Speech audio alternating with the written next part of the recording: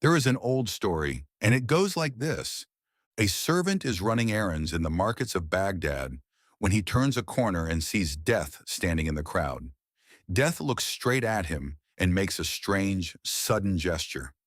The servant goes pale. He runs home, begs to borrow his master's fastest horse, and rides as hard as he can toward the distant city of Samara, a place where Death will surely never find him. Later that day, the master goes down to the market himself, and there is Death, still standing in the very same spot. The master asks, "Why did you make a threatening gesture at my servant this morning?" And Death replies, "That was not a threat. That was a gesture of surprise. I was astonished to see him here in Baghdad, because tonight I have an appointment with him in Samara." The servant did not run away from his fate. He rode straight into it. This is one of the oldest and most unsettling ideas in all of philosophy. It is called fatalism, and it begins with a single question that is very hard to forget once you have heard it. What if the future is already fixed, and nothing you do can ever change it? Fatalism is the belief that whatever is going to happen, no matter what you choose, no matter how hard you struggle against it. On this view, the future is not an open field full of possibilities. It is a single road that has already been paved, stretching out ahead of you into the dark. Your choices may feel free. They may feel like they matter. But the fatalist says they are simply the way you walk a path that was laid down long before you were ever born. Now, it is very easy to confuse fatalism with another idea called determinism, and the difference between the two is the key to this entire story. Determinism says that every event is caused by the events that came before it. Given the past and given the laws of nature, only one future can unfold. But here is the crucial part. Under determinism, your choices are part of the chain. They are causes too. If you had decided differently, the future really would have been different. Your effort is not wasted. Your effort is one of the gears that turns the world. Fatalism says something far stranger. It says the outcome will arrive no matter what you do. The ending is fixed all by itself, and your actions along the way change nothing. If you are fated to die in Samara, then fleeing to Samara and hiding in Baghdad lead to exactly the same place. The path does not matter. Only the destination is real. To see why this idea has such a powerful grip on people, consider an argument that goes all the way back to the ancient Greeks. Think about a simple statement. There will be a storm tomorrow. Right now, today, that sentence is either true or it is false. There does not seem to be any third option. But if it is already true that there will be a storm tomorrow, then the storm is locked in. It cannot fail to happen. And if it is already false, then no storm can possibly come. Either way, the future appears to be sealed by the truth of the statements we can make about it today. This is called logical fatalism. The ancient thinkers pushed this to a famous and very lazy conclusion. Suppose you fall ill. If it is fated that you will get better, then you will get better whether or not you call a doctor. And if it is fated that you will not get better, then you will not get better even if you do call a doctor. So why bother calling the doctor at all? Why bother doing anything? This was known as the idle argument, and you can see how it could quietly poison a person's whole life. But there is a reply, and it is a good one.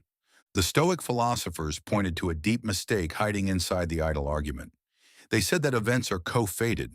Your recovery is not fated all on its own, floating free of everything else. It is fated together with the action that brings it about. If you are fated to recover, you may be fated to recover precisely because you called the doctor. The doctor is not something that fate simply skips over. The doctor is the very means through which your fate arrives. You cannot peel the outcome away from the actions that create it. There is a second mistake too, and it is more subtle. The fatalist hears that a statement about the future is already true, and then concludes that the future must be true no matter what. But that does not follow. A statement about tomorrow is true because of what will actually happen tomorrow, and what happens tomorrow includes the choices you will make. The truth does not force the world to obey it. It is the other way around. The world comes first, and the truth simply follows along behind it, describing whatever you end up doing. And yet, even after we untangle the logic, fatalism keeps its strange and haunting power, and it keeps that power because of stories. Think of Oedipus, who was told by a prophecy that he would one day kill his father and marry his mother. Everyone in the story tries desperately to prevent it. His parents send the infant away to die. Oedipus himself, when he grows up and hears the prophecy, flees from the only home he has ever known.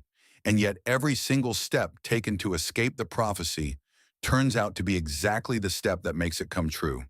This is the eerie signature of every fatalist tale. The escape is the trap. The running away is the arriving, just like the servant on the road to Samara.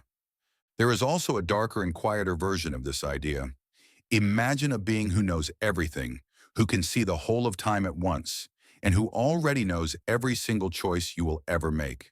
If your every move is known before you make it, are you really free? Thinkers wrestled with this for centuries, and many of them landed on a careful distinction. Knowing what someone will freely choose is not the same as forcing them to choose it.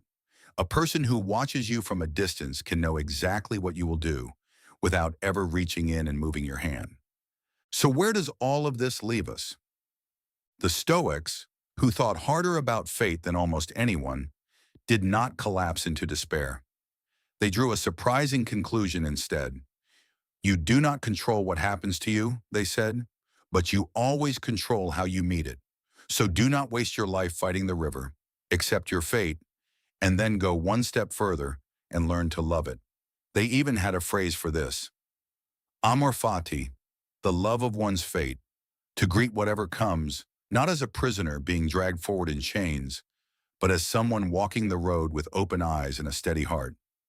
So here's the question to sit with. Is the future a road already paved before you ever took your first step? Or is it a field you are crossing right now, one choice at a time? Maybe we simply cannot see far enough to ever know for certain. But notice one small thing. Even the fatalist, who swears that nothing can be changed, still ducks when something is thrown at his head. He still gets out of bed in the morning. We cannot actually live as if our choices mean nothing, because choosing is the way we move through the world at all. And perhaps that is the real answer. Whether or not the future has already been written, you are the one holding the pen as it moves across the page. You have been overthinking with Overthunk.